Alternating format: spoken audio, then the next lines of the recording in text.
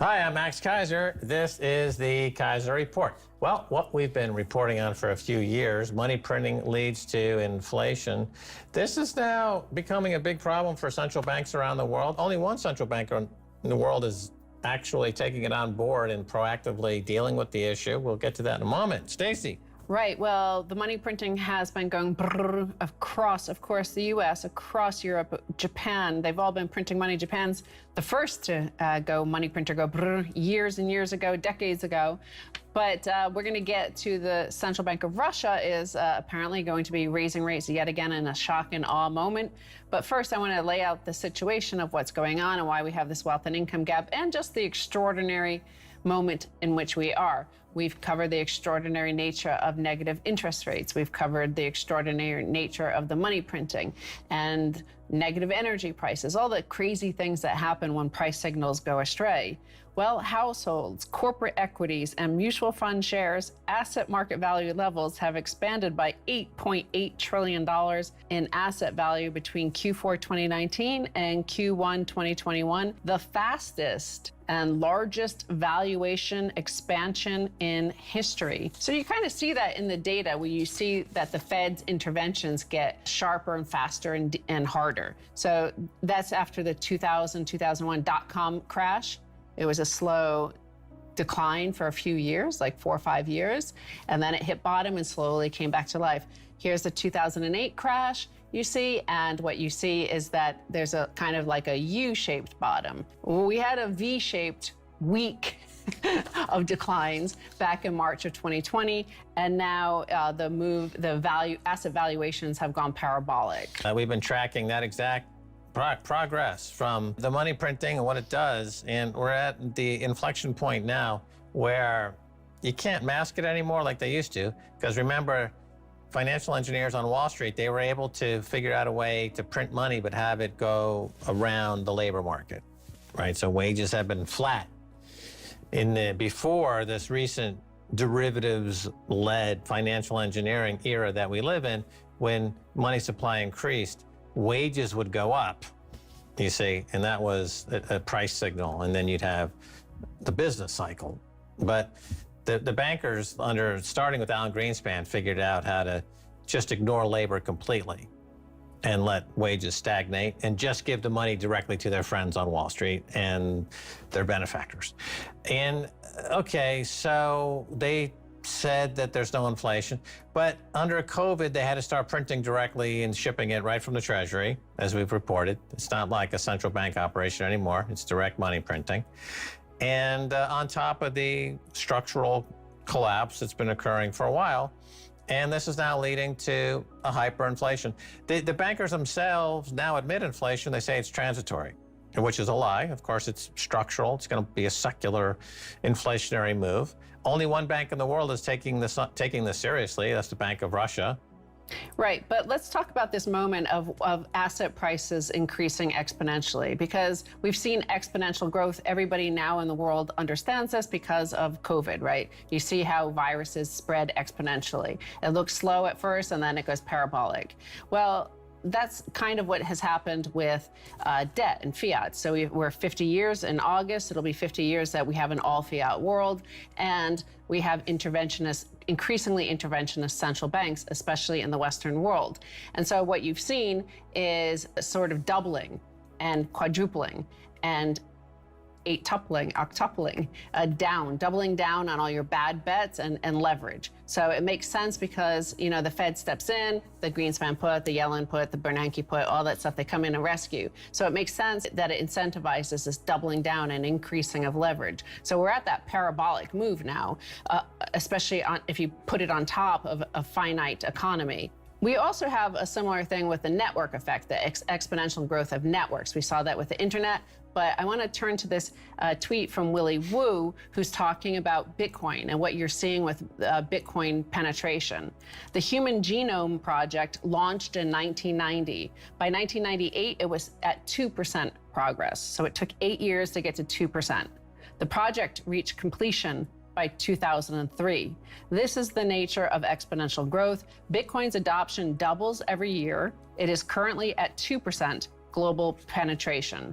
Slowly, then all at once. And here's that chart. Well, right, there, think of lily pads, right, in a pond, right? That's exponential growth, and that's why it's shocking to people. The human mind can't really take this on board. So whether it's the Human Genome Project or the internet or Bitcoin or debt. Now, what we're saying about debt is that the debt's been increased and been doubling for years and years and years.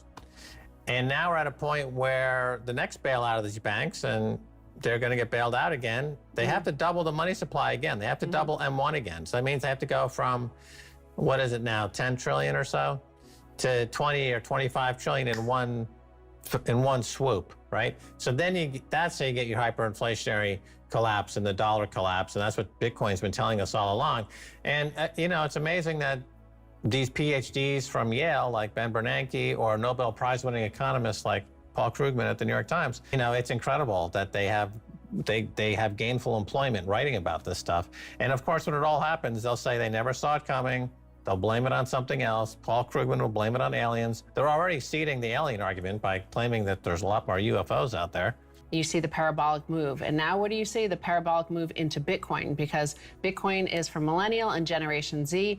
They see the numbers, they see the mathematics there, that the exponential debt is not something, they're way too late to the Ponzi scheme of the fiat grid to participate, right? So they're just going to go to Bitcoin. You see that in even places like India. This number is young Indians are turning to crypto instead of gold. A follow-up to that is Indians invested $38.8 billion in Bitcoin and crypto in the last 12 months, a huge 19,900% increase from 200 million just 1 year ago. Obviously gold is very ingrained in the population as a store of value.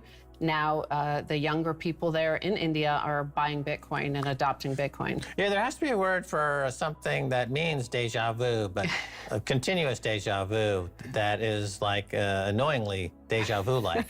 Because, this Indian story, the Indian population having 20,000 tons of gold is totally ingrained in their culture, their civilization for thousands of years, that gold is the way to go. And for 5 years now, since we first invested in Unicoin 5 years ago, the first Bitcoin exchange in India, we've been saying that the Indian mindset's going to shift to Bitcoin. And every time we say that, people have said, remember we predicted a sovereign would take on Bitcoin like they have in El Salvador? We predicted India would take on Bitcoin. We predicted the hash wars. We predicted geothermal energy. Right. In fact, there was a tweet stream somebody just retweeted from 2013 where you were, Dean Baker, who is an economist, was, you were laughing at Japan going down the road of more money printing. And you said, hey, I've got my Bitcoin. And, Bitcoin was like $500 then. He's like, yeah, good luck with that. Keep buying it, buddy. And obviously that's up many, many times over that. But again, you mentioned mindset. That mindset just shifts suddenly, and then you can't ever go back, right? So once these young people now they're all in Bitcoin, they see Bitcoin as digital gold, and there's no going back. They're not going to adopt their mom and grandmom's, gold standard.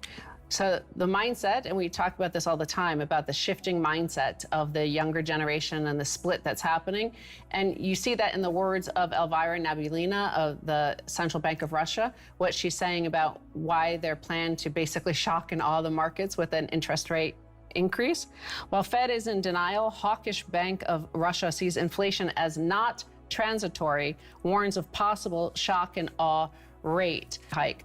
So consumer price inflation in Russia is red hot, having jumped 6% in May compared to a year ago, 2 percentage points above the Bank of Russia's target of 4%. Polls in Russia show that food inflation is a top concern, currently running at 7.4%. But he points out that, they're increasing rates, while the Fed is saying that this bump in all the commodity prices and food inflation and all that stuff is just transitory. So they keep on surprising to the upside. They keep on surprising economists. In fact, Wall Street says Russia has been on the opposite trajectory of the U.S. Fed, surprising economists at every step along the way. This trajectory started on March 19 with a 25 basis point hike to 4.5% against the expectations of 27 of the 28 economists polled by Reuters who didn't expect a rate hike. On April 23rd, the Bank of Russia hiked its policy rate by 50 basis points to 5%. On June 11th, it hiked it another 50 basis points to 5.5%. The next policy meeting is scheduled for July 23rd, and the Central Bank of Russia has warned that it will expect to increase rates between 25 basis points and 100 basis points. Right. Well, she's defending the currency. She's defending the ruble. That's the job of the central bank, to defend your national interest using interest rates. Only in the United States has the central bank abdicated their role of defending the rights of Americans in favor of the kleptocratic privileges of the oligarchs that run America. Oligarchs that run America. Right. So the other thing is that a lot of economies, Russia being one of them, but many economies around the world don't like a lot of debt. So the U.S. seems to think that's a solution. I think that, okay, we'll just create another quadrillion in bad debts, and that will cause inflation to mask the inflation. They'll have deflation to mask the inflation. Well, you know, they seem to like try to balance those out rather than the price of money. Right. So deflation is another, more accurately should be referred to as a soft default. Yes. So yes. America's defaulting on their debt again, as they did in 1971. It was a massive default on American debt. They're defaulting on their debt again. And when you default on your debt, and Russia's already completely out of the dollar.